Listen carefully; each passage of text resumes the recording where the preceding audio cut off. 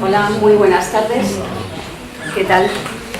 Os doy la bienvenida al espacio Luzarra, un espacio que dedicamos al arte, a la cultura y también a estas citas en las que nos reunimos para hacer una reflexión filosófica y poder recoger algo que nos pueda ser de utilidad en nuestra vida.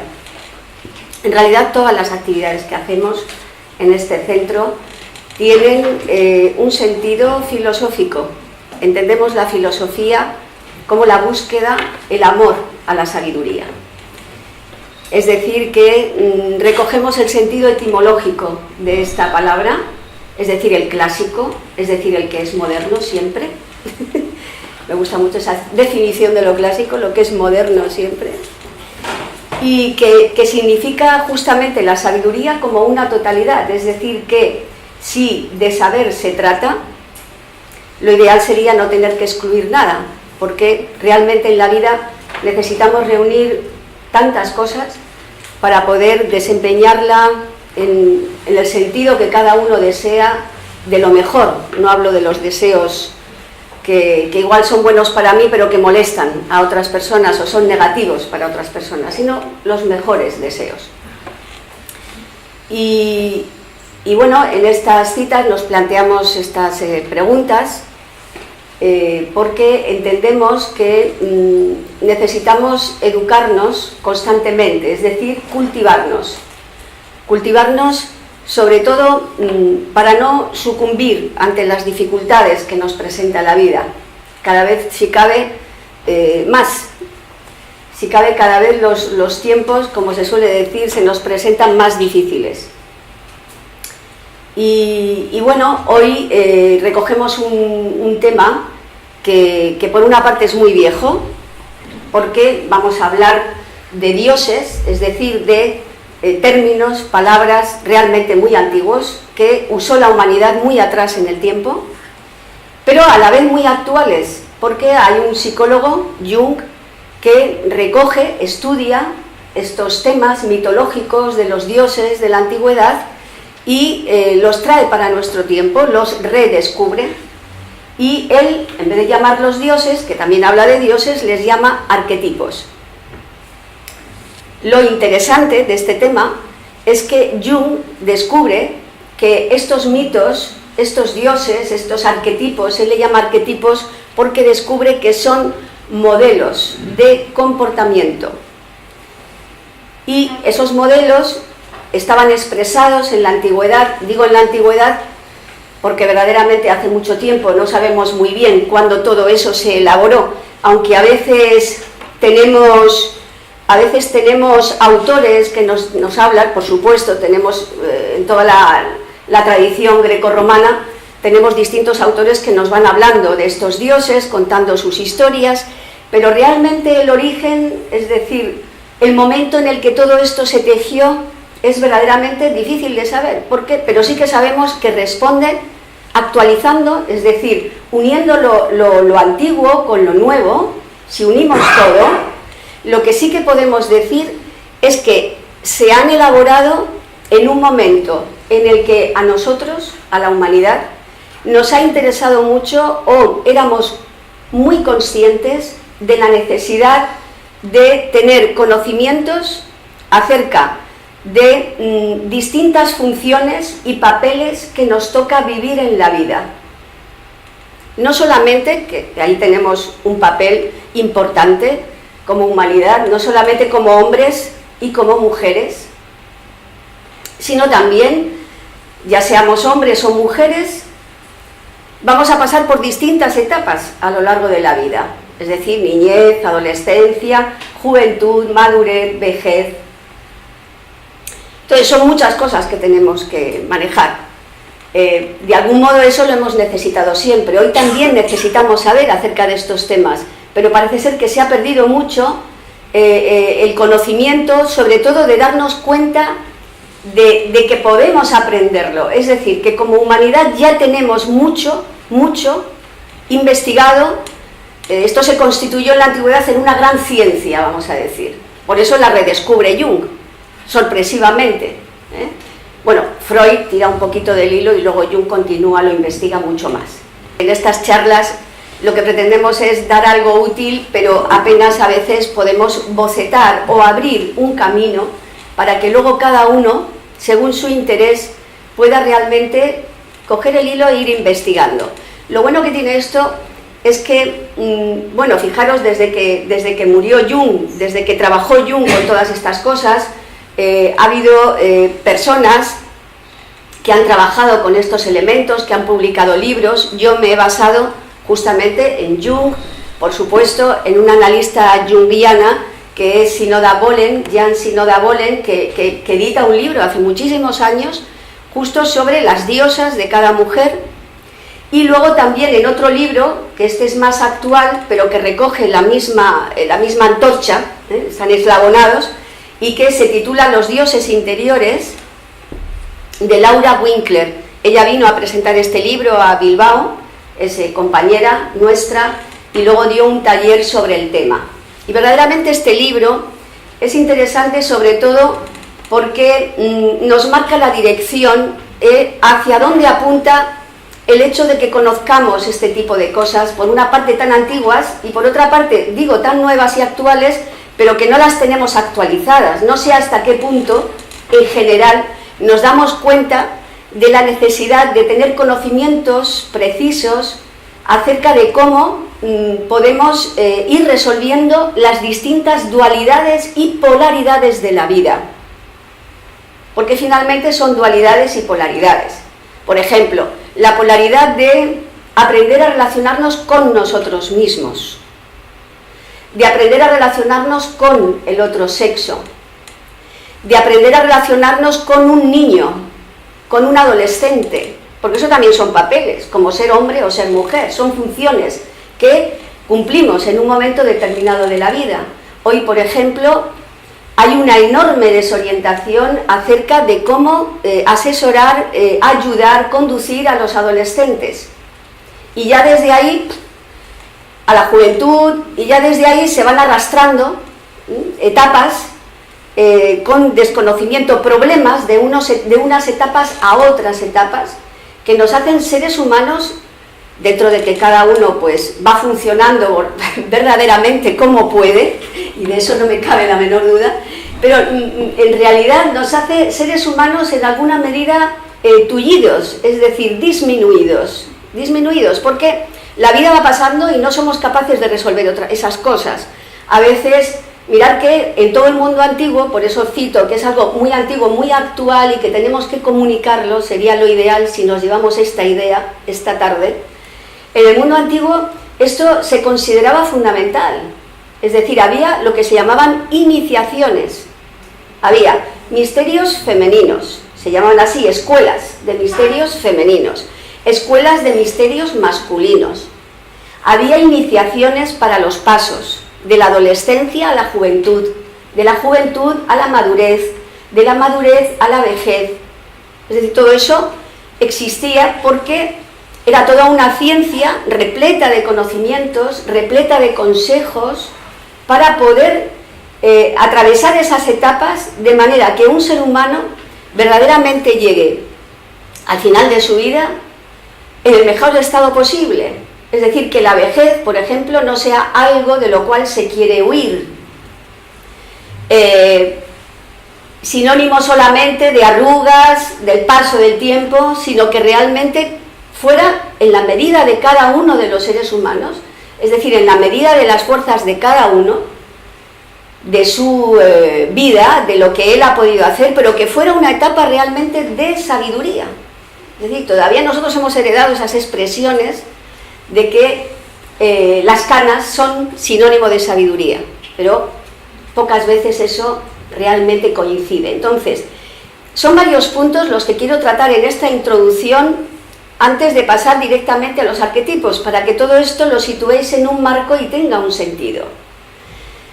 En realidad este libro es muy completo porque trata los arquetipos femeninos, los masculinos, y todo eso lo conduce a una resolución, es decir, a la necesidad que tenemos hoy con tantos conflictos, concretamente entre los roles, entre hombres y mujeres, incomprensión. Tenemos que partir de una realidad en la que nos encontramos. Si somos conscientes de esta desorientación, si somos conscientes de esta pérdida que sufrimos hoy, de toda una serie de conocimientos que los hemos tenido, los hemos disfrutado, los hemos aplicado como humanidad.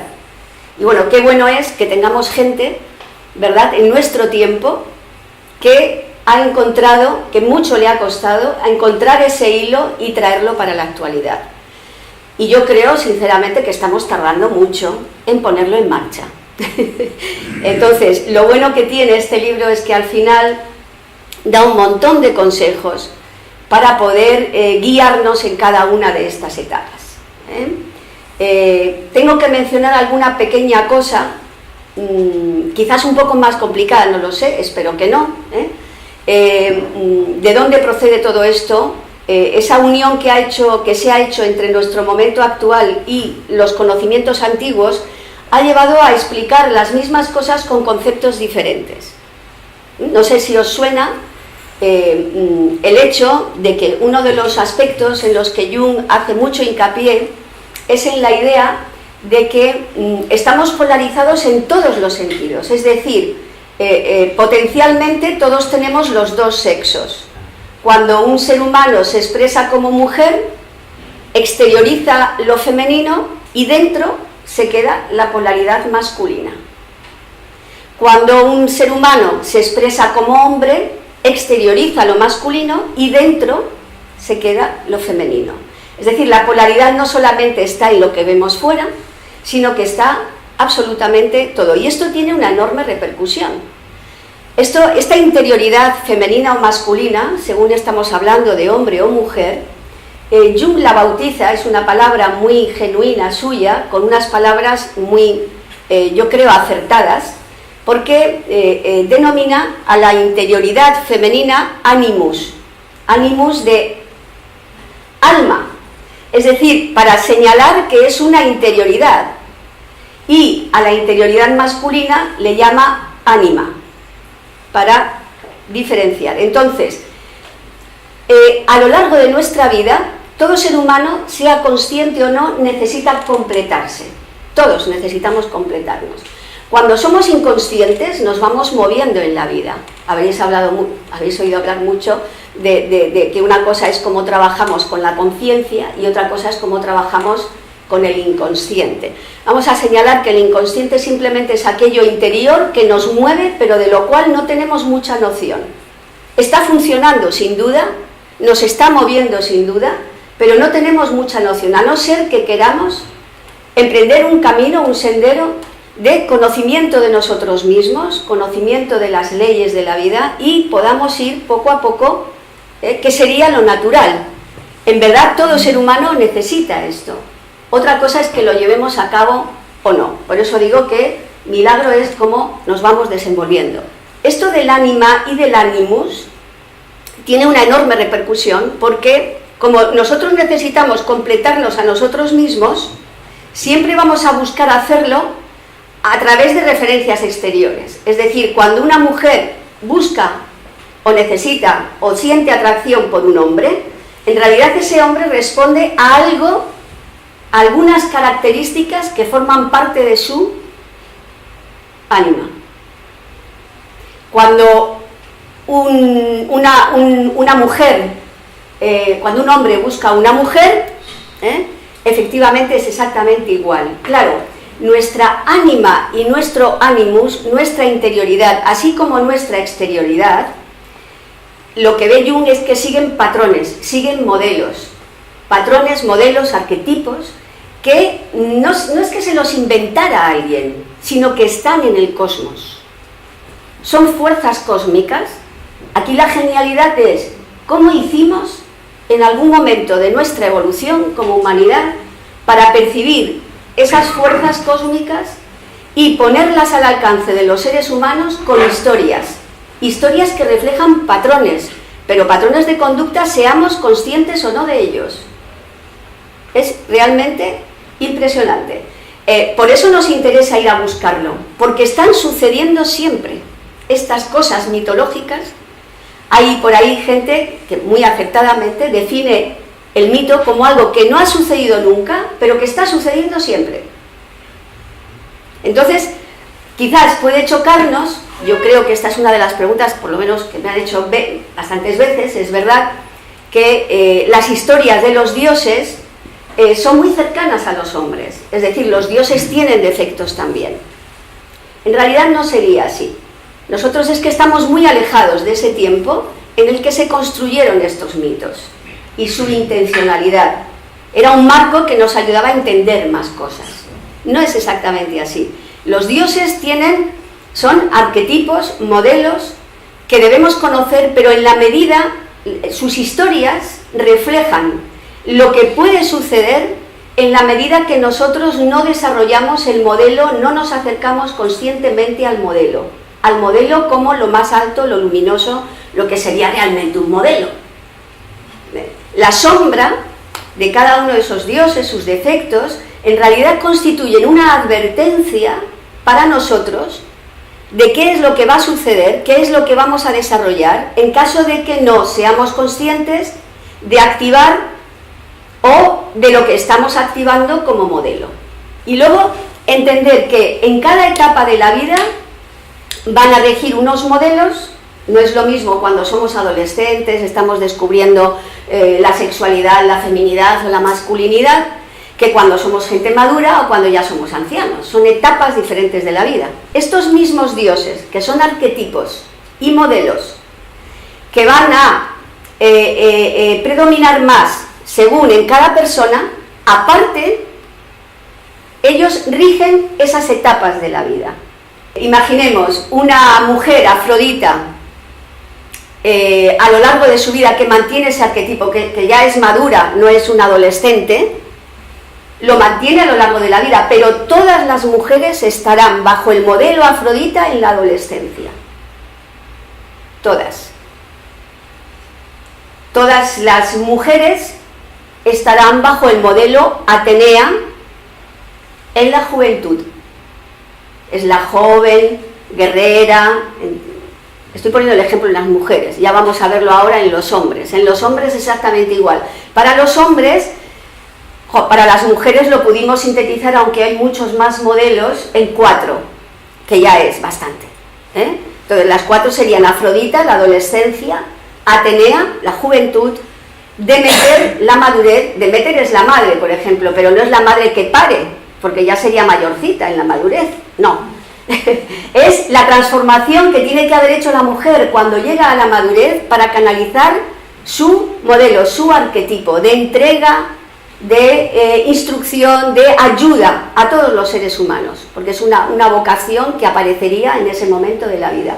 O la 4ª etapa, la madurez, ya no la madurez, sino la vejez, Hera, que es la esposa de Zeus, que a veces vemos las historias, que es celosa, que no sé qué, no sé cuántos, pero esa sería la sombra de Hera, que representa el poder, pero representa el poder espiritual que tendría que haber alcanzado una mujer cuando llega a la madurez.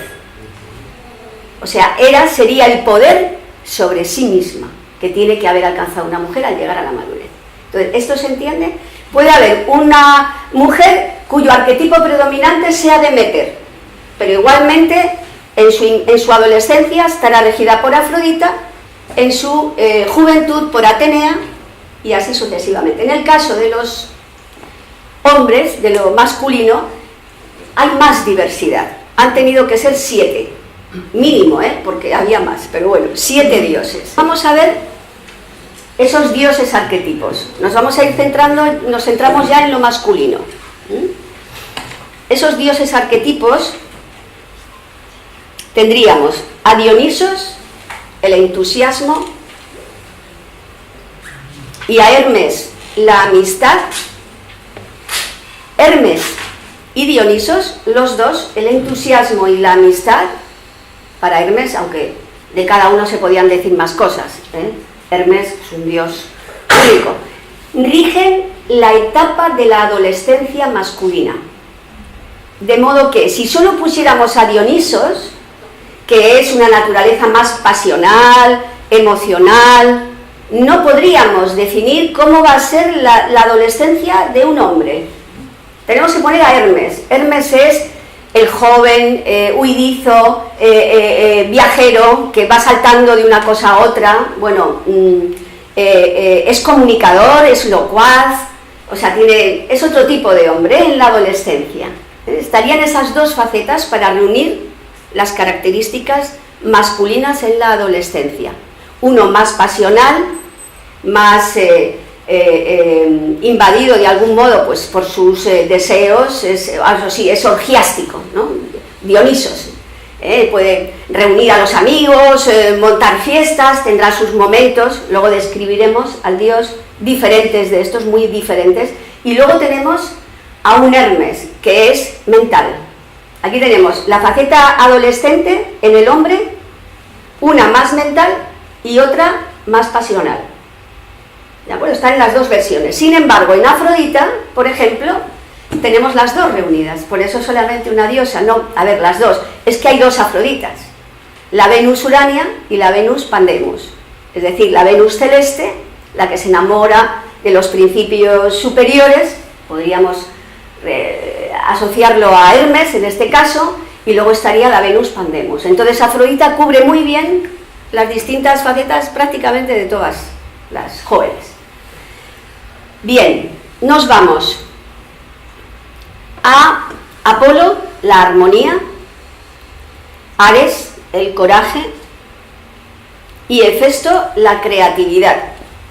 Aquí hemos pasado a la etapa de la juventud, una juventud donde ya un hombre está más hecho, vamos a decir, el anterior sería entre 15 y 18 años, aquí podemos poner entre 20 a 30, estamos más o menos para que os sitúes, o sea, un hombre ya hecho. Apolo, que es más mental, es el que es capaz de armonizar los contrarios, pero es mental, ya vamos a ver las virtudes de Apolo, pero también sus peligros, sus sombras, pero es mental, es el arquero que pone la flecha, pum, la lanza, o sea, como la mente bien dirigida. Ares es todo lo contrario, es el coraje, es como la versión pasional, emocional en la juventud. Ya una parte emocional del hombre en una etapa que ya no es la adolescencia, es una etapa activa, de lucha, ya no es lo mismo que cuando somos adolescentes. Y tendríamos Hefesto, la creatividad, es decir, en el caso del hombre necesitamos tres dioses para unir la parte mental, la parte emocional y la parte de la acción, porque Hefestos es la creatividad, es la capacidad de plasmar en el mundo de las acciones todo lo que lleva dentro, es el artesano, es una maravilla, construye, en su mito, construye joyas maravillosas, desde tronos hasta, bueno, el escudo de Aquiles, o sea, es un dios muy particular, luego lo veremos también. Entonces, Apolo, Ares y Hefesto rigen la juventud en los caballeros. La cuestión es ver, según el caballero si es más emocional, más mental o quizás más de acción. Zeus, el poder. Aquí estaríamos en la etapa de madurez del caballero, o del chico, o del hombre, ya más bien hombre, o caballero, si lo ha conseguido llegar a ser caballero. Que esto se hablaba en la antigüedad, ser caballero no es ser diplomático, y jiji, jaja, y ay, pasa tú, paso yo, no, es haber conseguido algo interiormente que luego veremos. Y por eso, fijaros, ya llevamos 6, 2 para la adolescencia, 3 para la juventud, 1 para la madurez, porque Zeus resume todo la masculinidad en la etapa de la madurez. Y finalmente, un dios igual nos va a resultar un poco extraño, Orfeo, que es el renacimiento. Digo un poco extraño porque bueno, igual no nos es tan familiar, es equivalente al sabio, el iniciado, es decir, lo que hemos dicho. En el caso femenino de Hera, el poder sobre sí misma, quedaría una mujer sabia. En el hombre sería Orfeo, que pasa por etapas en el mito verdaderamente a veces dramáticas. Él es desmembrado, por ejemplo, luego se tiene que reconstruir. Curioso, algo parecido a lo que sucede en Egipto con Osiris. O sea, es curioso, y Osiris también es un dios, es de algún modo la masculinidad, porque todos los mitos de la antigüedad, según, esto también es realmente extraordinario, ¿no? Según el pueblo, la civilización, da igual, estos conocimientos se tenían. Y al hablar de dioses y diosas, se transmitía justamente un conocimiento que ayudara al ser humano a crecer interiormente, a realizarse, es decir, a circular por esas etapas y a encontrar la unión consigo mismo y una convivencia pues más humana con los demás. Bien, bueno, pues dicho esto, ahora iríamos a los arquetipos, a ir viendo cada uno de los arquetipos con sus características. Veamos. Dionisos, que hemos dicho que es el entusiasmo. La palabra entusiasmo significa enteos, es decir, con Dios, en el sentido de lo divino, de lo espiritual y lo elevado. Pero en Dionisos se da la otra contraparte. Puede ser la borrachera física, la orgía material, sensible, mientras no consiga encaminar su vida hacia lo que realmente el modelo, según su característica, le exige, que es una persona de un entusiasmo que puede contagiarlo a los demás, pero el entusiasmo de lo humano, de lo noble. O sea, es muy vital Dionisos, siente la vida de tal manera intensa que si no logra conducirse hacia lo elevado, sucumbe a distintos tipos de vicios, porque no lo puede realmente encaminar. Es un personaje muy en contacto con su psique, con su mundo emocional, de deseos, y la verdad que es un arquetipo, es un modelo difícil de dirigir, de controlar, es difícil. Y da a los hombres la embriaguez del éxtasis. Claro, esto puede tener las dos, porque un estado de elevación, un estado de elevación místico, por ejemplo, es como una especie de embriaguez, pero embriaguez del espíritu. Pero tenemos, la idea sería que veamos que tenemos la luz y la sombra. Un poeta libanés que todos conoceréis, Khalil Gibran, dice: si das la espalda al sol, no verás más que tu sombra. Entonces, por eso digo que la sombra que se ve, que nosotros generamos, no es un defecto de Dionisos. Es un defecto que en el mito nos han hecho el favor, yo lo veo así, es un conocimiento estupendo de describirnos lo que puede acontecer si no seguimos el impulso más alto de nuestra naturaleza. En verdad, todo eso también nos sirve para algo más, nos sirve para darnos cuenta de la variedad de modelos y comportamientos humanos, y que no todos somos iguales.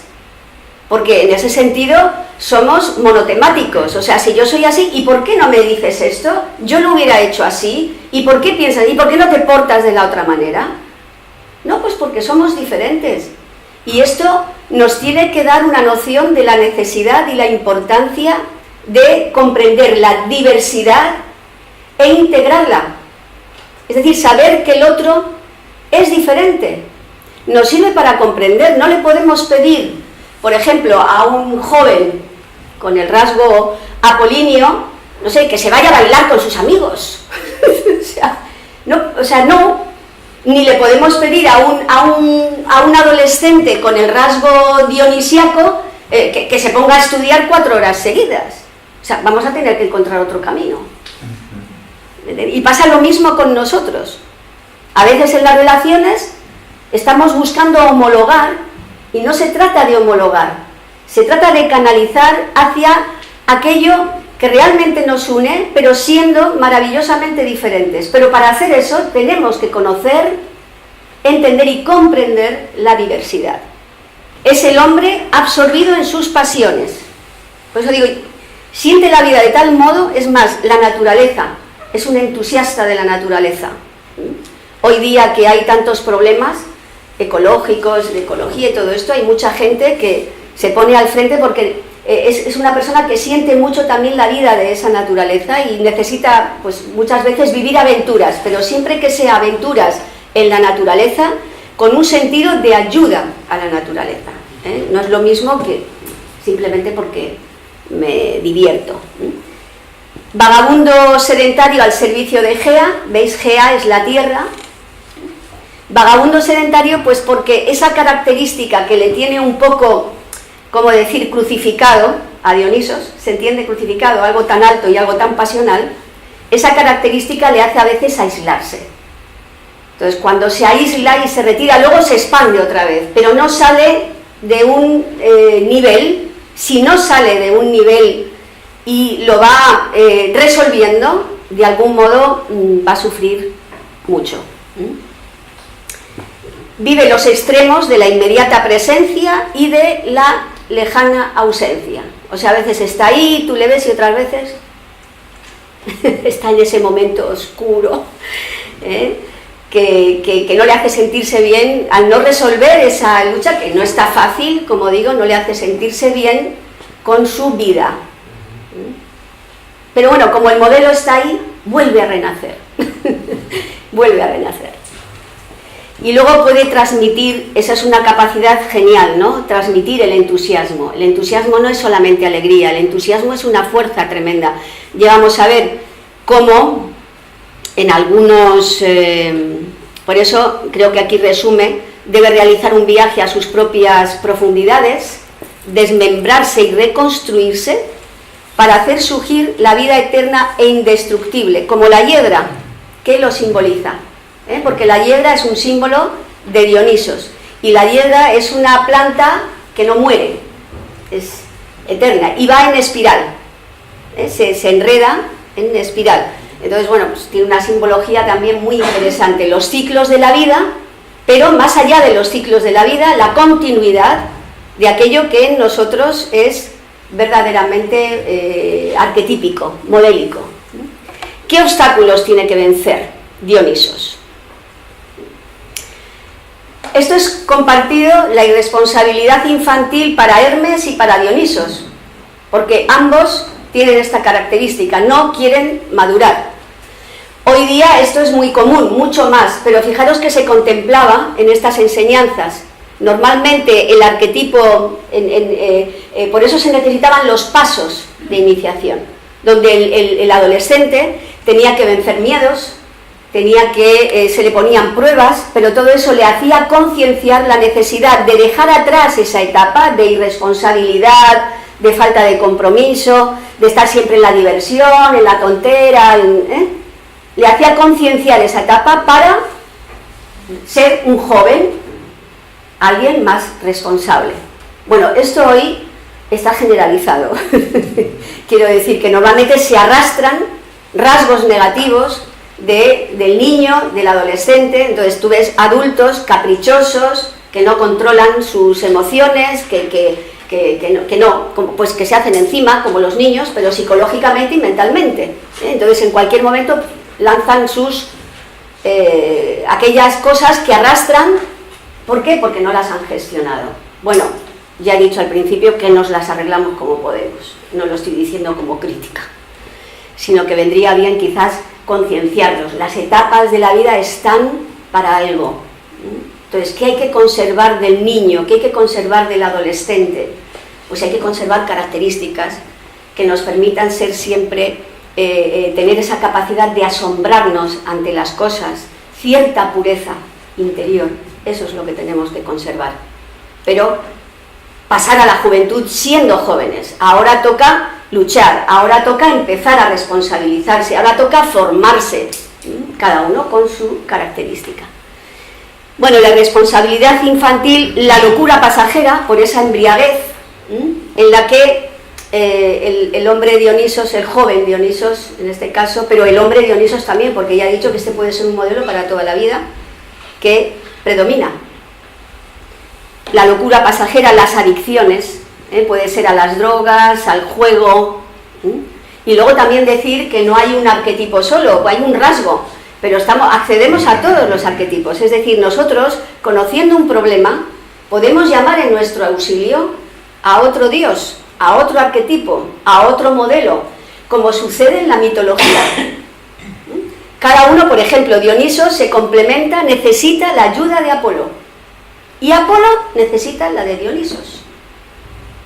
Porque Apolo es mental, frío, distante. Siempre se mantiene a la distancia.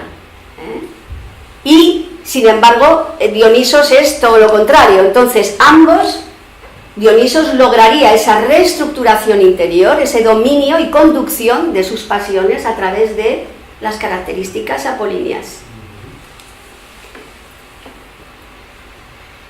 Asumir las debilidades, algo que le cuesta mucho a este Dionisos,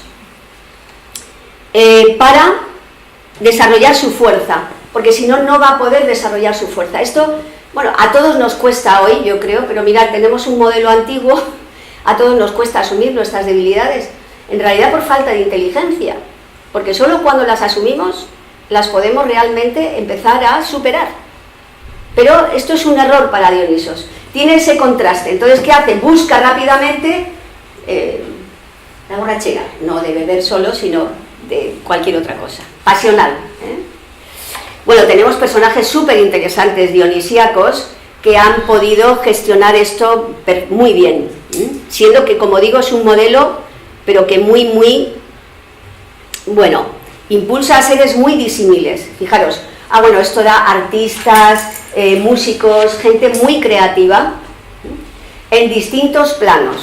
Por ejemplo, Elvis Presley, que todavía tiene seguidores que son increíbles, tenía un carisma impresionante. O sea, hay gente que tiene la capacidad de unir a las masas en una especie de delirio, pero tienen la fuerza de generar esa unión. Es un delirio, pues hombre, no es lo mismo el delirio de una fiesta de rock que otro tipo de delirio, pero es un delirio y tienen esa fuerza, esa capacidad. A Elvis le costó mucho, tampoco quería madurar. Hay algunos de los grandes, porque para ver los modelos encarnados nosotros los tenemos que buscar en nosotros, ¿vale? Esto sería lo ideal, pero para verlos un poco en grande, señalamos algunos personajes que a veces es pasmoso hasta qué punto pueden llegar a expresarse el mito tal cual. Yo no sé cómo lo hicimos, pero lo hicimos, esto de construir este tipo de sabiduría acerca de nosotros mismos.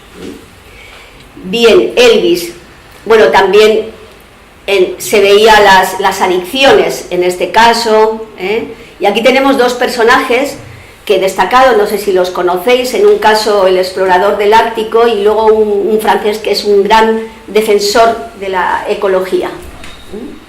Y por supuesto tenemos un personaje dionisíaco de marca mayor, ni más ni menos que Sócrates. Él era el que entusiasmaba a las almas. Aquí tenemos, fijaros qué contraste entre Elvis, por poner un ejemplo, por poner los dos extremos, y Sócrates. Él lograba ese estado de embriaguez en las conciencias, en las almas, les ayudaba a dar a luz y provocaba en los otros una suerte de muerte, de descenso a los infiernos, de la cual no iban a renacer, porque cuando alguien te conduce hasta tu ignorancia y luego eres capaz de ver la verdad, contemplar algo de la verdad, pues es algo extraordinario. Un personaje extraordinario dionisíaco, para animar a los dionisíacos a que no se dejen hundir por esas tendencias que cuesta tanto remontar, sino que tienen buenos ejemplos para llevarlo verdaderamente a una excelencia. Por eso es clarín de las almas y profundo enamorado de la sabiduría. ¿Qué nos inspira Dionisos? Bueno, pues sería algo así: vivir en estado ceremonial eligiendo la dignidad y la elevación. Esto sería lo que se tendría que proponer como meta un hombre en el que predomina esto, para canalizar en mí las fuerzas superiores y hacerlas retornar conscientes al universo, porque él tiene esa capacidad. Dionisos necesita, ya sea incluso en el tema de su vocación y su unión con la tierra, conseguir beneficiar a todos los seres, o sea, volcarlo sobre los demás, como vemos el ejemplo de Sócrates. Bueno, vamos a ir a Hermes.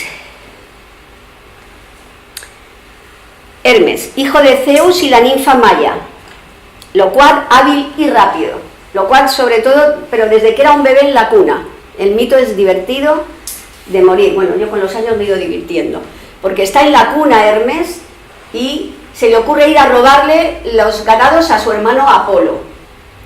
Y es un bebé, y va y los roba, y vuelve a la cueva, se mete en la cuna como un niño bueno, viene la madre, le interroga, dice que él no ha hecho nada, que él no sabe nada, la madre llama a Zeus, está Zeus delante, dice que no sabe nada, que no ha hecho nada, y Zeus le dice, dime dónde están los rebaños. Y entonces ante eso lo dijo. Es decir, hay una naturaleza en Hermes, no solamente el movimiento que lo expresa, sabéis que lleva alas en los pies, en el casco, su casco tiene la cualidad de hacer invisible a las personas, es decir, es escurridizo de morir, genera bastantes líos porque es un poco mentiroso, aunque por otra parte es el gran comunicador, porque pone en comunicación a unos con otros, y no solamente unos con otros, sino pone en comunicación los distintos mundos, el visible y el invisible. Fue aceptado, por lo tanto, como mensajero de Zeus, justamente por esta cualidad de comunicador. Hermes es mental, Mercurio, de allí viene la tradición hermética, como un conocimiento muy mercurial, y, bueno, protege pastores, viajeros, comerciantes, jugadores y ladrones. Tenemos personajes que son ladrones de guante blanco, por ejemplo, gente así como muy digna, muy tal, pero que roban a todo el mundo, o engañan, o embaucadores. Los embaucadores tienen esa habilidad, bueno, pues estarían transmitiendo, generando la sombra de Hermes, pero son Hermes. El que dice las cosas medio a oscuras y genera un lío, ¿sabéis? Ese es Hermes. Si conocemos las obras de Molière, por ejemplo, donde hay personajes, donde está el señor serio que tiene un sirviente, y ese sirviente anda, por un lado, complicándolo todo, que es divertido, etcétera, y por otro lado, resolviéndolo todo, porque tiene las dos posibilidades. Entonces, bueno, en realidad es una naturaleza muy huidiza, pero es un relaciones públicas de morir. A las mujeres, a determinado tipo de mujeres, lógicamente, pues solamente hay mujeres que se posicionan, algunas mujeres se posicionan bien ante él, porque Hermes está ahí, aparece, es un amante extraordinario, realmente nunca se implica a un vínculo de responsabilidad. En cuanto note que una mujer lo quiere, o sea, lo quiere, ya sabéis, desaparece. Hay mujeres porque se constituye en un gran amigo. Por eso hemos dicho la amistad. Tiene que lograr una profundidad y firmeza en la amistad. Pero naturalmente tiene muchas relaciones, aparece y siempre es bienvenido. Entonces, él aparece en una relación y desaparece. Y hay mujeres que se han acostumbrado a esto. Desaparece, bueno, desaparece. Cuando aparece, disfrutémoslo, porque pues es encantador, Aparte, realmente tiene a veces un físico, una apariencia, todo esto, Luego no quiere decir que no haya hombres que tienen algo de ese Hermes, aunque tengan otra característica. Por eso dice, es el más cordial de los dioses, llamado amigo de los hombres. Relaciona los planos de la existencia y une los contrarios, o sea, crea síntesis. Esto también lo vamos a ver en Apolo. ¿En qué sentido es mensajero de los dioses? Esto es muy interesante. Es mensajero de los dioses en el sentido que inspira ideas realmente elevadas. Conductor de almas, porque une el plano visible e invisible, o sea, también el consciente y el inconsciente. O sea, comunicador, eso se refiere, comunicar, esa capacidad de Hermes. Y alquimista. Esto es muy importante que un modelo Hermes lo consiga, porque esto tampoco es algo que hacemos habitualmente. No solo vivir las experiencias, sino extraer realmente oro de ellas. En este sentido es hermético, en este sentido es alquimista. Extraer oro de ellas es hacer una reflexión, ver qué realmente podemos aprender. Generalmente con las experiencias no buscamos hacer esa labor o ese trabajo, simplemente reaccionamos y nos quedamos con una idea, que parece que es lo que hemos recogido de la experiencia, pero no es así. Lo que recogemos realmente, lo que tenemos que recoger siempre es sabiduría, no una actitud reactiva que parece estar justificada según lo que nos pasó. En este sentido, Hermes es muy mercurial, en el sentido muy lúcido mentalmente.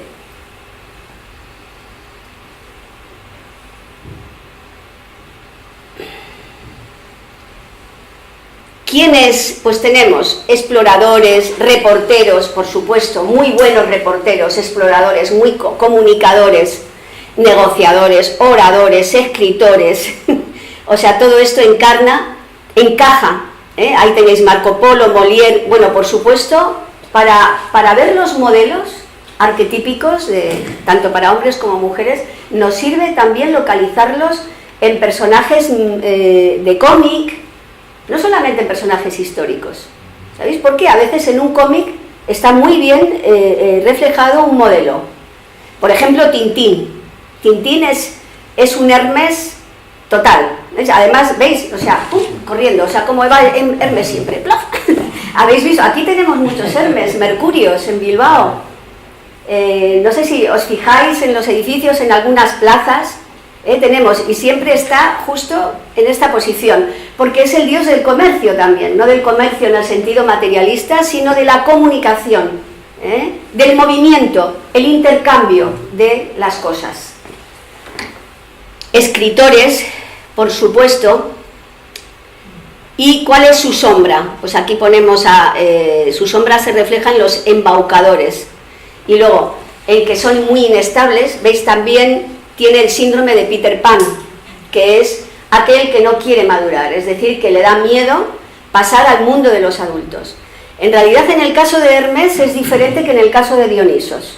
En el caso de Dionisos, que es una persona que siente toda esa pasión y esa creatividad, le da miedo porque, eso nos pasa en algún nivel a todos, parece que cuando nos vamos a tornar más responsables y más racionales, como que vamos a perder esas cualidades creativas, esa capacidad de sentir las cosas, vivirlas. Pues no tenemos por qué perderlas. Una persona se queda estancada en una etapa y no madura por falta realmente, siempre por ignorancia, lógicamente. En el caso de Hermes es diferente. Él ama el movimiento, el estar aquí, luego allí, luego allá, entonces va a tener que centrarse, luego lo vemos, cada uno tiene que superar cosas. Entonces son eternos adolescentes con el complejo de Peter Pan. Y veis, en las relaciones aparece y desaparece súbitamente, su contacto es siempre afable y comunicativo, o sea, por eso, pues una maravilla. ¿Qué le vamos a hacer? Es así el chico. Con las mujeres tiene dificultades para establecer real compromiso, pero si madura puede llegar a crear una pareja estable y autónoma, pero tiene que madurar, cosa que a veces Hermes no quiere. Y bueno, a nivel masculino es un amigo fiel y puede llegar a ser un buen guía, eso sí, que aconseja con su experiencia para atravesar las pruebas de la vida, la parte también mercurial. Bueno, vamos avanzando. ¿Qué nos inspira Hermes? Tú que conoces todos los caminos y los mundos, ayúdanos a atravesar con conciencia, siempre joven y feliz, o sea, con una actitud bella, buena. Tu presencia nos inspira a avanzar sin temor. Enséñanos a llegar al corazón de nosotros mismos. Esa es la parte luminosa de Hermes, que él se mantiene también un poco distante como Apolo, porque eso significaría crear vínculos, responsabilidad, compromisos. Enséñanos a llegar al corazón de nosotros mismos, al centro de nuestra propia luz, y a detenernos por un instante, ¿veis?, para atesorar la quinta esencia de lo vivido, antes de partir hacia nuevas aventuras. Porque su naturaleza va a ser esa, pero si hace ese trabajo de asentar, de extraer una experiencia de lo vivido, luego podemos continuar las aventuras. Apolo, la armonía. Sabéis que él, vence a la serpiente Pitón y se apropia del poder oracular de Delfos. Es el dios justiciero que inspira a gobernantes, músicos, médicos. Siempre busca el justo medio. Sus instrumentos son la lira y el arco. Los dos, la lira y el arco, son instrumentos que tienen cuerda. Y la cuerda hay que tensarla adecuadamente.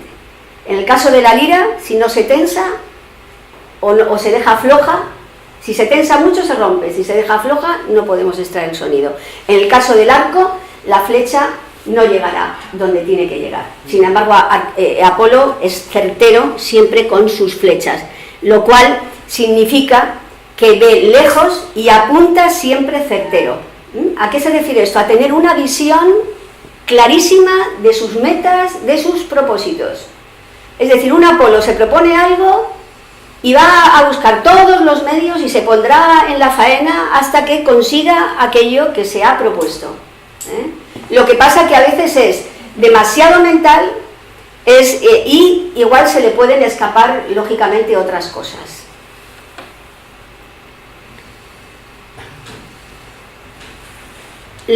¿Veis? Alcanza objetivos lejanos, aspirando siempre a la perfección y a la excelencia. Esto está muy bien en una parte, pero tiene sus problemas, porque en el caso humano, regular todo esto para nosotros es difícil. Ahora vamos a ver. Por supuesto, es la armonía, la música, las artes, es el padre de las musas, o sea, de la inspiración de todas las bellas artes. En cuanto a gobernante, que sobre todo es un muy buen segundo de a bordo, o sea, es el hijo obediente de Zeus que cumple siempre con diligencia todo lo que su padre le ordene, o sea, tiene la capacidad de servir a un poder superior, pero como gobernante estará siempre velando por la justicia y la verdad. En cuanto a médico, pues es sanador y ilumina con profecías y curaciones, que es su característica que hemos visto antes. Y ama la perfección, y aquí venimos a lo que me parece muy importante, las sombras de Apolo. Es el exceso de razón, o sea, el exceso de razón, cuando queremos llevar razón, de algún modo ya la estamos perdiendo, ¿sabéis? Porque ya hemos perdido la visión. Entonces ahí es una persona que está generando la sombra de Apolo. Tenemos que localizar estas características, como a veces sin darnos cuenta nos empeñamos en que nuestra visión es la que es. Entonces, ¿qué características, qué características da la sombra? Narcisismo y arrogancia.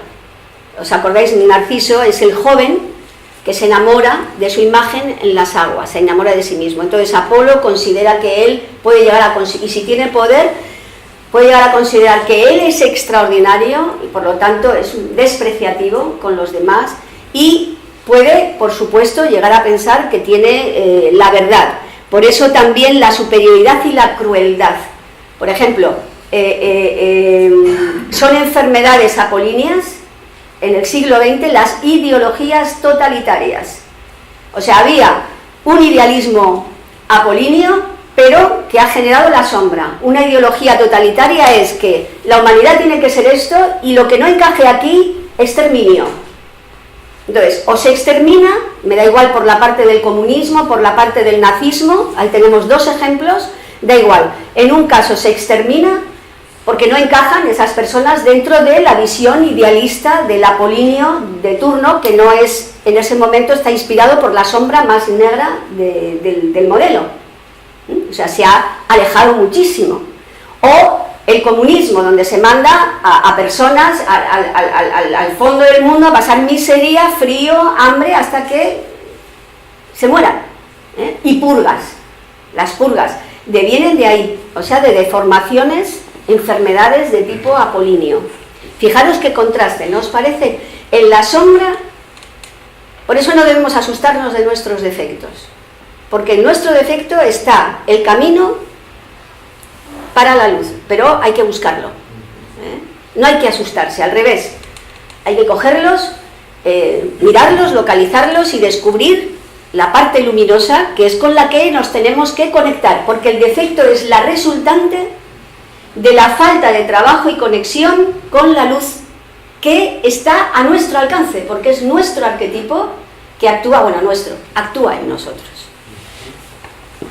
Y por supuesto, la soledad y la frialdad, es decir, Apolo, con su visión mental, siempre pone un cubito de hielo en las relaciones.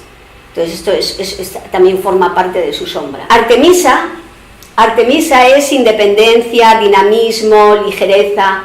Entonces, para Apolo, que es así como afectivamente distante, ¿sabéis? Pues es como como más es su hermana gemela, y las mujeres para él deberían de encajar ahí, ¿eh? En sus relaciones masculinas sabe situarse muy bien, y valora la autoridad, por eso os he dicho, muy obediente de su padre, muy diligente con el cumplimiento de sus deberes, sabe trabajar en equipo y busca, eso sí, no lo puede evitar, afirmar su liderazgo, y tiene también muy buen sentido de lo que es la patria, es decir, la camaradería entre los hombres.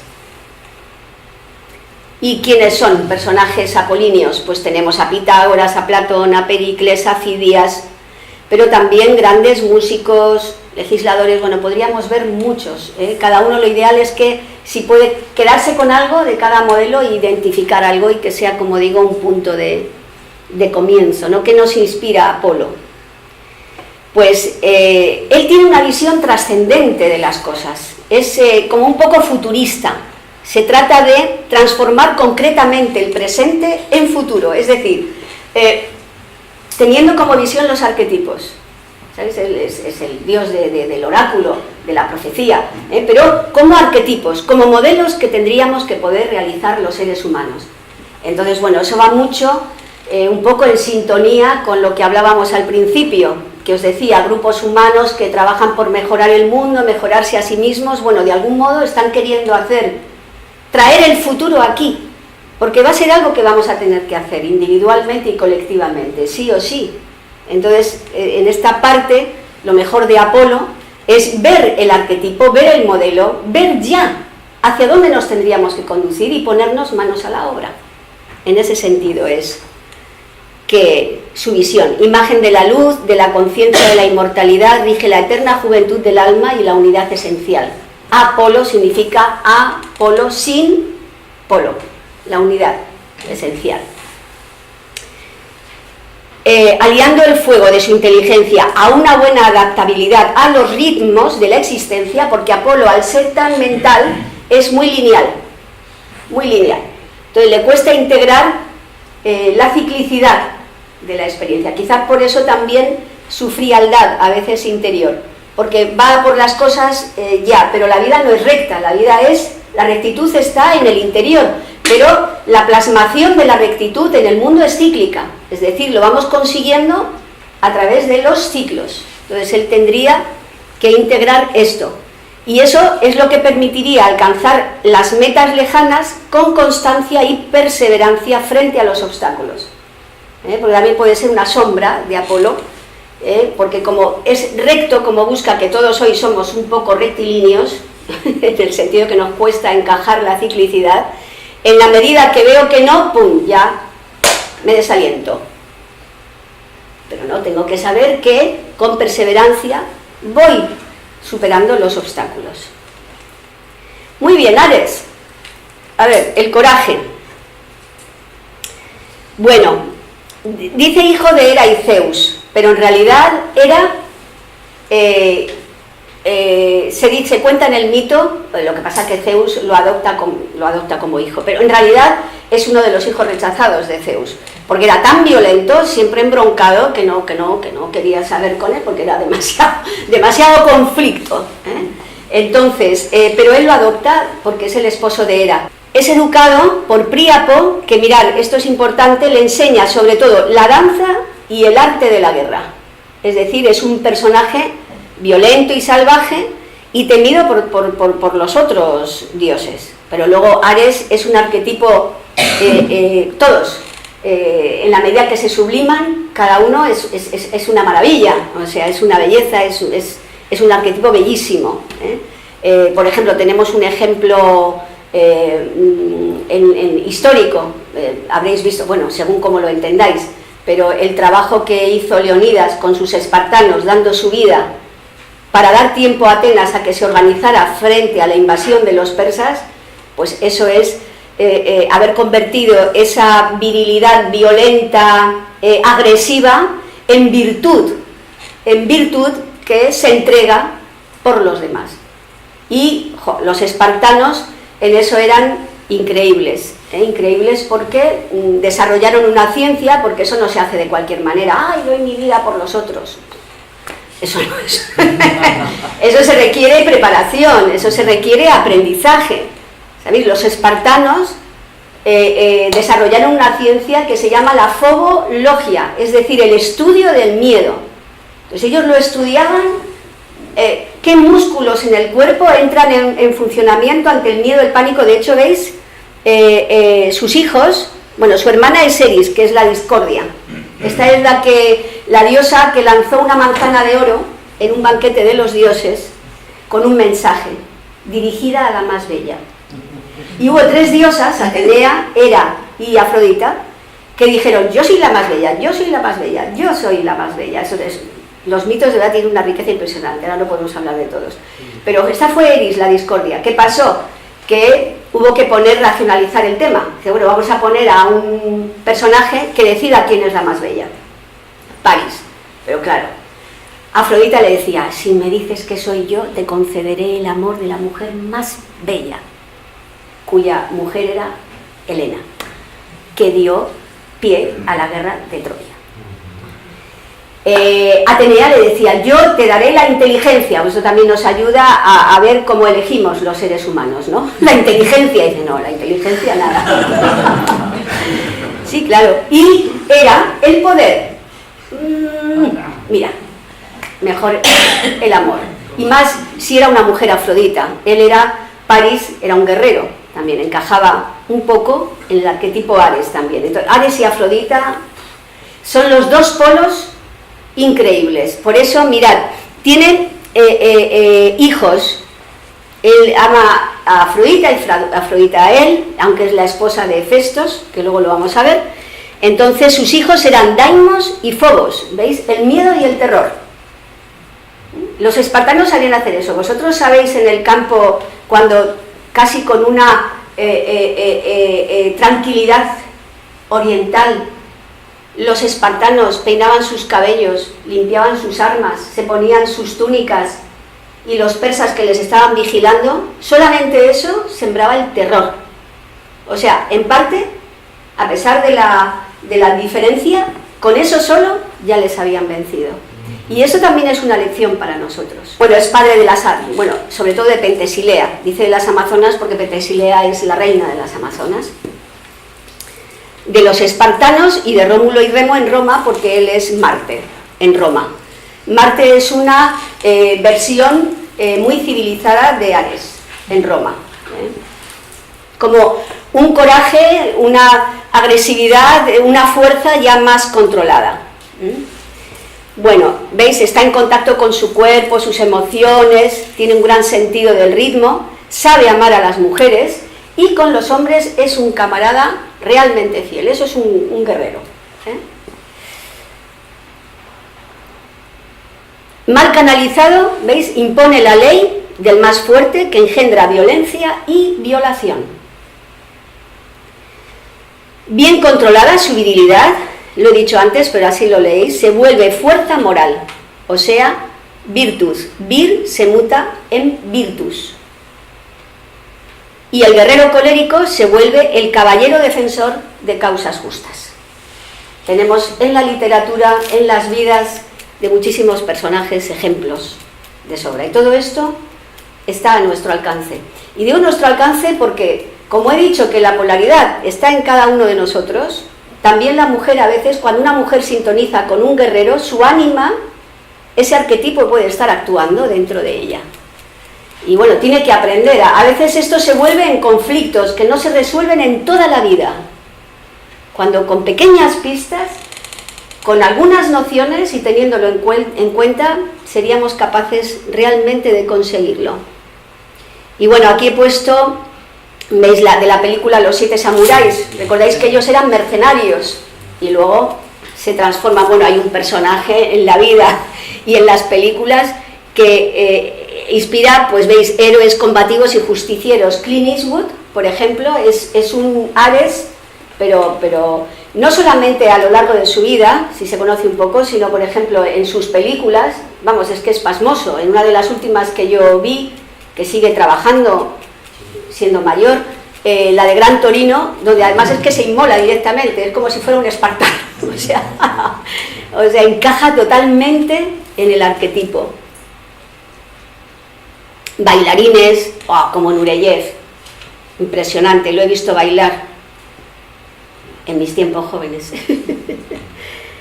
Deportistas, maestros de artes marciales, ¿veis? Ese carácter de Ares que hace que los hombres se peleen, se den unos golpes y luego no pasa nada, pues eso es típico de Ares.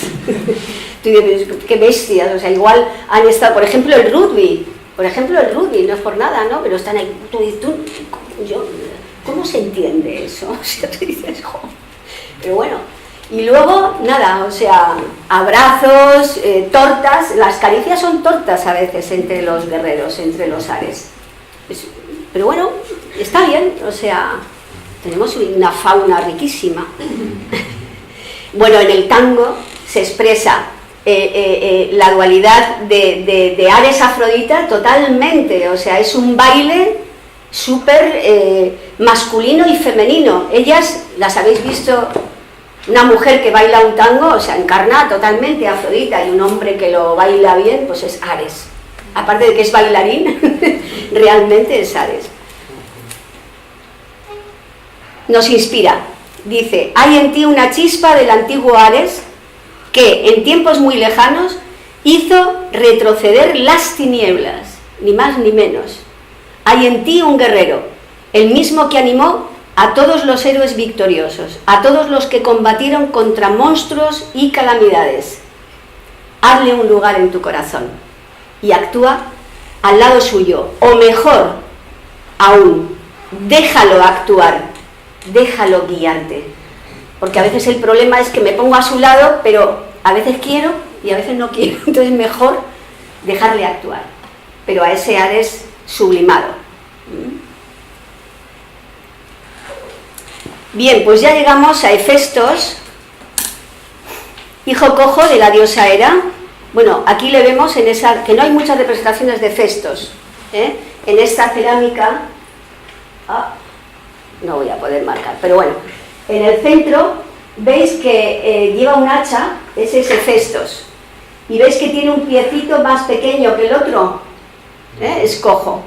Se dice también dos versiones, si lo lanzó Hera del Olimpo o lo lanzó Zeus del Olimpo. Entonces Hefestos es un dios muy particular, porque es raro que un dios sea tullido, o sea, tenga algún tipo de problema.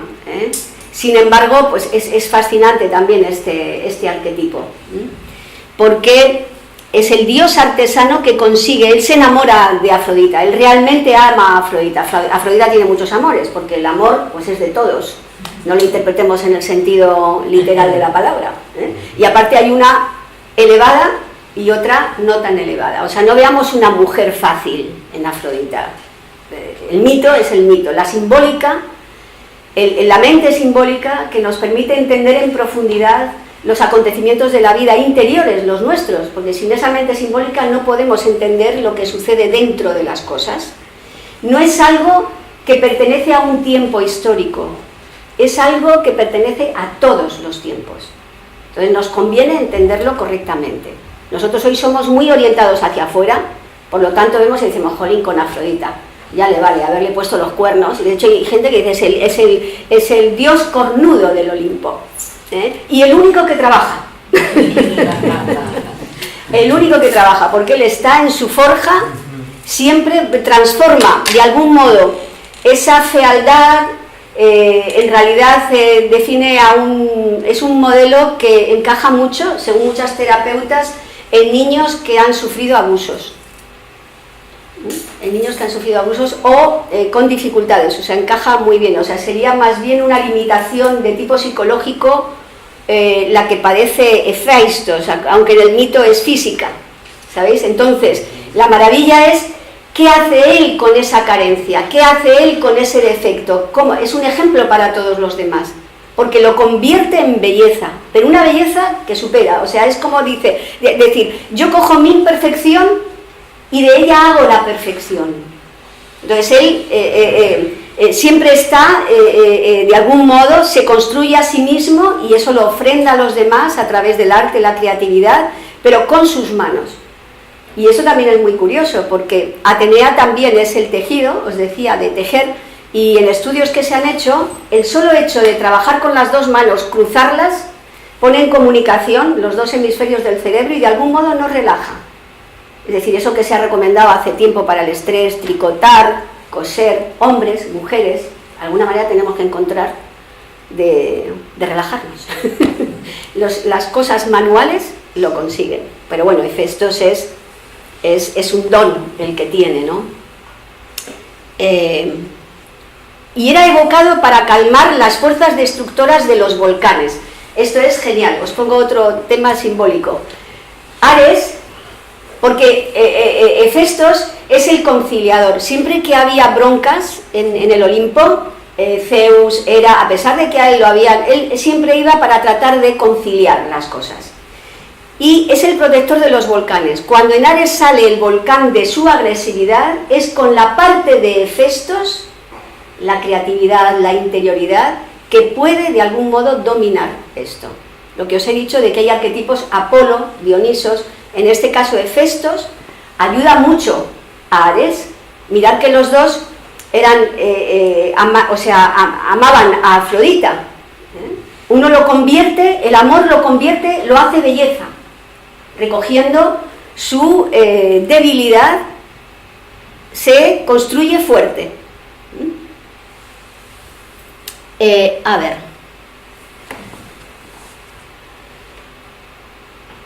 bueno, aquí tenemos que es alquimista, guerrero, se transmuta con su propia creación, artesano silencioso, veis, sanador, enfermo, que cura curando a los demás. Eso también sería una lección que, más allá de los modelos y los arquetipos, veis que cada uno de ellos realmente nos aporta un modelo que sería una salida, una solución para resolver tantas cosas que tenemos por ahí pendientes a nivel individual y a nivel colectivo. El pacificador reconcilia a Hera y a Zeus, creador de obras bellas, Afrodita, esposa y musa inspiradora, le permite expresar la belleza escondida en la fealdad, que es otra forma de decir, de nuestros defectos podemos realmente hacer virtudes. Entre los personajes que inspira se encuentran grandes artistas, por ejemplo, Miguel Ángel, una persona verdaderamente fortísima, se entregó con verdadera pasión, porque el rasgo de Hefestos es que se entrega con pasión al trabajo. Toulouse-Lautrec también, mirad, en el caso de Toulouse-Lautrec, que es el francés que representa de una manera tan creativa y bella, lo veis aquí, la bohemia parisina, esa época, de una manera tan creativa, tan original. Él tuvo un accidente, se cayó de una escalera y se quedó cojo. Es curioso, igual que Hefesto. Lo que pasa es que el otro dice que le tiraron del Olimpo. Pero mirad qué cosas tan increíbles. Alquimistas, por supuesto, Raimundo Lulio, Paracelso, Nicolás Flamel. Bueno, ahí hemos puesto a Paracelso. Creadores de moda, también, Christian Lacroix, hay gente pues eso, que tiene ese rasgo de artesano y sobre todo de empeñarse en el trabajo, entregarse de tal manera a ese trabajo y ser muy, pero que muy creativos. Terapeutas, por supuesto, lo hemos mencionado, es un poco el hilo conductor para este tipo de temas que lo trajo a nuestro tiempo, es un Hefestos, Jung, y aparte él nos lo cuenta. Dice que en momentos que estaba desorientado, a veces que no estaba, él siempre hacía cosas con sus manos. Cuando lo descubrió, hasta qué punto eso a él le daba luz, le aclaraba, se compró un terreno al lado de un lago y construyó una torre. Y luego esculpía cantidad de símbolos que él iba descubriendo en su proceso interior. Verdadero Jung. Ahí tenéis su torre y el lago. Lo construyó él, ya en edad avanzada. Recibiría algunas ayudas, pero bueno, él prácticamente. Su sombra, la sombra de Hefestos, se manifiesta en la depresión del buzón triste o en la cólera contenida que conduce al alcoholismo. Por eso ha habido muchos terapeutas que han visto este la sombra de Hefestos. Fijaros todo lo que hay ahí de maravilloso. Qué modelo tan hermoso, ¿no? Sin embargo, lo que puede producir cuando no somos capaces de sublimarlo y de conducirnos realmente al arquetipo en su luminosidad, ¿eh? Porque claro, ¿qué le pasa a Hefestos? Pues que entra en procesos, pues sí, de depresión, de algún modo la gente se ríe de él. Bueno, en el Olimpo se ríen todos, eso está en el mito. O sea, él que está tan agravado por la relación entre Ares y Afrodita, dice, los voy a pillar, y construye una red con toda su habilidad, creatividad, los pilla para que todos los demás dioses vean lo que está pasando. Y cuando lo ven, a todo el mundo le resulta divertido. Se ríen todos cuando ven a Afrodita y a Ares allí pescados en la red haciendo el amor. ¿Sabéis? Cosas de estas le pasan a Hefestos en el mito. Ya os he dicho que los mitos reflejan situaciones que forman parte de nuestra propia sombra, lo que nosotros generamos cuando no nos conectamos con la luz. Entonces, ¿qué pasa? Que se deprime, pierde autoestima. ¿Vosotros creéis que con todo lo que tiene dentro es normal que pierda la autoestima? ¿Verdad que no? Pues eso nos pasa un montón.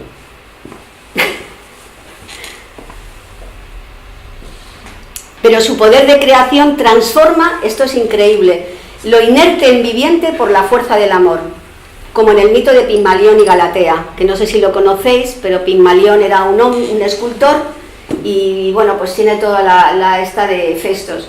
Y entonces, bueno, él tenía una mujer ideal que no encontraba, entonces un día pues la esculpió. Y bueno, pues estaba totalmente deprimido porque bueno, era la estatua, pero claro, la estatua no tenía vida, hasta que Afrodita se compadece de él y le otorga vida a la estatua. Es para reflejar lo que consigue un Hefestos a través de su creatividad, es decir, darle vida a la belleza realmente. ¿Qué nos inspira? Es el más humano de los dioses, transmuta la fealdad aparente en belleza que porta en la profundidad de su ser, asumiendo la prueba de la humildad y superando obstáculos, hace brillar su naturaleza luminosa, creando obras bellas e impulsando la civilización, porque ese es otro rasgo de Hefestos. Y bueno, vamos a Zeus, Júpiter. Forja un mundo habitable, me interesa esto, porque Zeus es el poder, es la potencia, es Júpiter en Roma, pero él en realidad es el constructor, vamos a decir, el responsable de la manifestación del universo, y pone en marcha todas las formas de vida. Por lo tanto, sus amoríos no son tampoco lo que entendemos, sino que pone en marcha todos los seres y todas las formas de vida, y permite que funcione un universo con orden, con justicia, ¿sabéis? Este es el arquetipo luminoso. Claro, tiene lógicamente su sombra. Entonces, es el hombre de poder, ¿veis? Hace crear todo a su alrededor, es un padre exigente, generoso y buen mentor, es decir, transmite sus conocimientos a los demás. De él nacen todos los dioses, en realidad, e inclusive las musas, ¿veis? Todos. Por eso es el padre de los dioses. Sabe tomar decisiones, muy importante. Aquí tenemos el modelo Zeus. Sabe tomar decisiones, tiene capacidad para la gestión del poder. Todos nosotros, en general, hoy día se rehúye el poder, porque se teme al poder, porque generalmente el poder se gestiona mal, porque generalmente quien tiene poder abusa del poder. Pero eso no quiere decir que tenga que ser así. No debemos desestimar el poder es la fuerza interior que tiene cada uno, no hay que tenerle miedo, hay que gestionarlo bien, eso sí. Sin consideraciones afectivas quiere decir que no entra en valoraciones emocionales, porque si no, no podría tomar decisiones. Ahora lo hará de la manera más justa, poniendo a cada cual en su justo lugar. Su riesgo, aquí lo tenemos, es volverse un tirano autócrata. Debe transmutar el poder sobre los otros en poder sobre sí mismo, para servir a un ideal civilizador y acceder a la sabiduría. Ya lo tenemos bastante bien cogido. Hay arquetipos que son más complejos, pero hay otros que son más fáciles de identificar, ¿no es así? O en su conjunto, creo yo. Ares, por ejemplo, quizás también Zeus. Y bueno, nos vamos a ver quién es, lógicamente, está en gobernantes, reyes, pero con sueños civilizadores e imperialistas, más allá de que hay algunos en los que no se manifestó su sombra. Por ejemplo, Marco Aurelio es un ejemplo, es el emperador filósofo. El rey Arturo, Carlomagno, Alejandro Magno tenía mucho de otros arquetipos también, tenía mucho de Ares, tenía mucho de Apolo, pero el que predominaba era, porque él no quería solamente de Hermes comunicar Oriente y Occidente con el helenismo, pero mucho de Zeus, porque su sueño no era solamente comunicar, sino generar imperio. Imperio quiere decir que impera lo que nos une por encima de lo que nos diferencia. Ya sé que tenemos muy malas nociones de esto por lo que se ha hecho, pero esto es lo que significa, y esto es en realidad lo que los seres humanos buscan. Que no lo conseguimos de momento, por supuesto, ni lo hemos conseguido en la medida que era deseable por nuestras carencias, sí, pero eso existe y lo seguiremos buscando como humanidad. Unirnos por lo que nos trasciende, no por lo que nos diferencia. Cristóbal Colón, Marco Polo, Lincoln, De Gaulle, o sea, gente con características, y por supuesto hoy día jefes de empresa o constructores de imperios empresariales, pero imperios al fin. Y vamos con lo que nos inspira. No entres en batalla, dice Zeus, con tus emociones. A flor de piel. La emoción puede estar dentro como un motor, como hemos señalado en otros arquetipos que se ve también, pero mirad lo que aconseja Zeus. No se puede vencer gobernado por las pasiones, así se pierde la atención y la objetividad. Que tus acciones construyan, esta es la cosa, el poder, mi capacidad, pues que mis acciones construyan un mundo más justo, más bello y más humano. Esa es la cuestión. Y finalmente Orfeo, el renacimiento. Aquí vemos la cabecita del pobre Orfeo porque él fue desmembrado. Aquí en Orfeo se sintetizan todos. Por ejemplo, vemos parte de Dionisos, que es desmembrado también. Bueno, él también es por las Ménades, como Osiris, pero su cabeza, en el caso de Orfeo, su cabeza queda flotando y sigue cantando y sigue transmitiendo armonía a los seres humanos. Es también un símbolo de que hay en nosotros una parte siempre material, sensible, pero hay una parte siempre espiritual que podemos mantener en alto. Y bueno, pues calma las almas atormentadas, veis con su lira, él acompaña a los argonautas, desposa a Eurídice, sabéis que él va al Hades a buscar a Eurídice, y esta puede ser la sombra de Orfeo, porque es un arquetipo, un modelo muy completo, pero él va a buscar a su amada, al Hades, y Zeus le dice, con la condición de que no la mires podrás salir. Entonces él, ya van juntos, ¿veis? Se emociona, tiene que superar esa tristeza, esa melancolía de a veces no vencer las pruebas. Esta sería la sombra de Orfeo. Entonces cuando ya están saliendo del Hades, él ve la luz del sol y de la emoción no puede evitar mirar a su amada. Y entonces ella se tiene que quedar. Entonces es un relato que explica cómo tendría que trabajar el modelo del hombre Orfeo. Vamos a ver los reflejos. La busca en los infiernos, pero la pierde por segunda vez. Las Ménades destrozan su cuerpo y tiran la cabeza al río, que continúa cantando, porque es el que lleva la lira, y alrededor de él, como vamos a ver ahora, veis, todos los animales quedan encantados, animales y seres, todos los seres de la creación, por su armonía. Es hijo de Apolo, es hijo de Apolo, que es la armonía.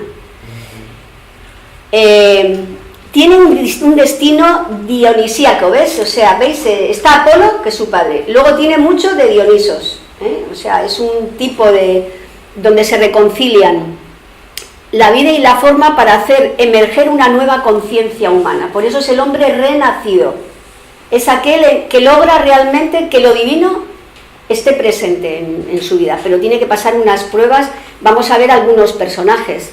Por eso él lleva el germen del futuro, es el héroe o el iniciado que une, como Hermes, los mundos opuestos. y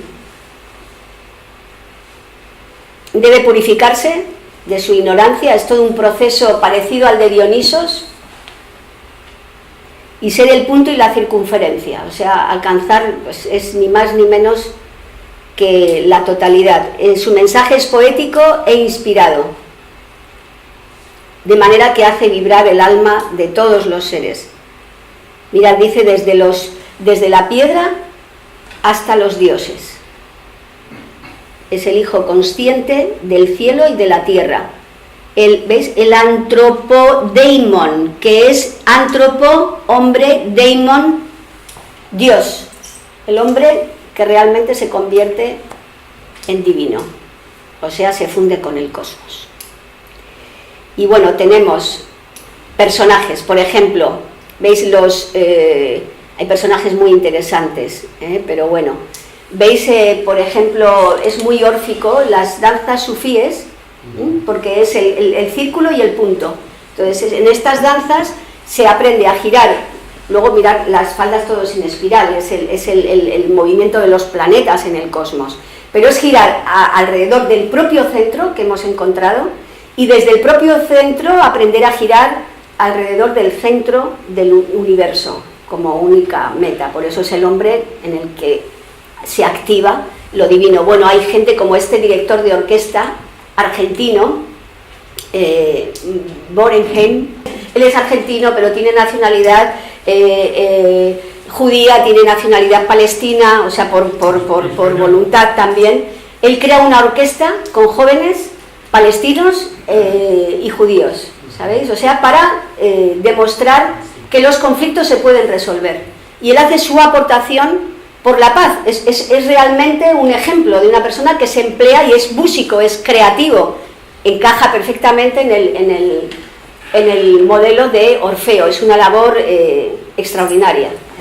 O, por ejemplo, también en cuanto a personajes que comunican mundos, tendríamos a Dante y al mismo Virgilio, lógicamente.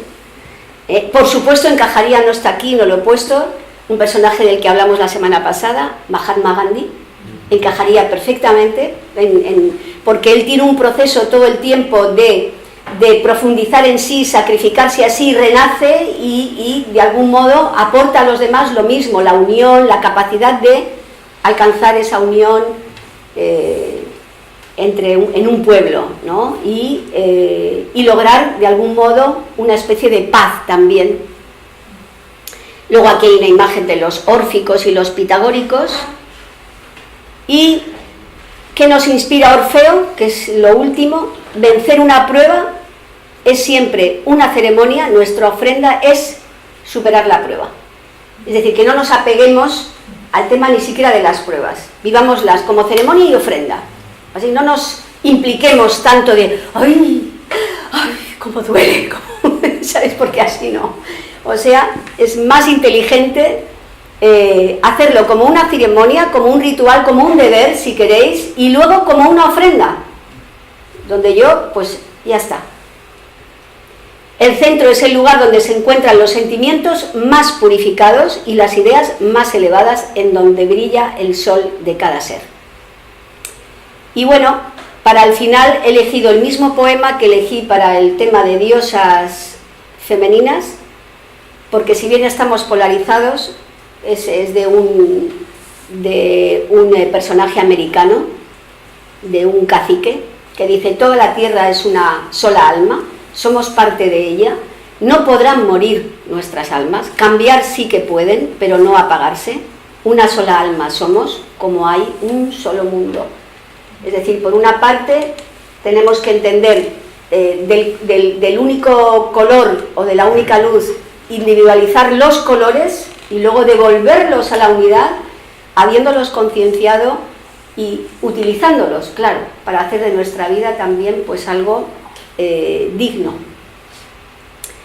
Y con esto ya no retengo más, porque nos hemos pasado un poco. Pero bueno, ahora os dejo hablar. Muchas gracias por vuestra atención.